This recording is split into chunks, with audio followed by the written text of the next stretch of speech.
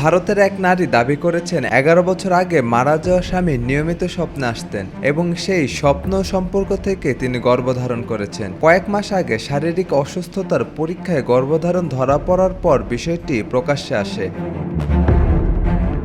ঘটনাটি নিয়ে সামাজিক যোগাযোগ মাধ্যমে কৌতূহল ও বিতর্ক চলছে। বুধবার এক প্রতিবেদনে এই তথ্য জানিয়েছে ভারতীয় সংবাদ মাধ্যম আজকাল ইন।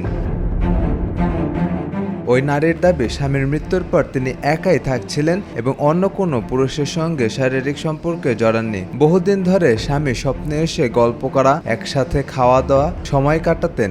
এ সময় তিনি অন্তঃসত্ত্বা হন বলে তার বক্তব্য। বিষয়টি সামনে আসতেই কেউ একে অলৌকিক বলছেন, আবার কেউ সম্পূর্ণ অবিশ্বাস্য মনে করছেন। সত্যতা যাচাইয়ে ডিএনএ পরীক্ষা করার দাবি উঠেছে।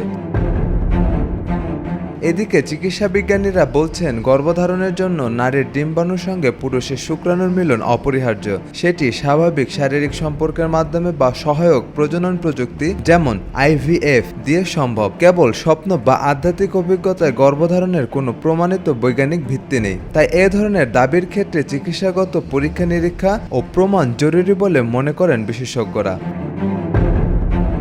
সাজিদ আকরাম, সৌরভ, আজকাল।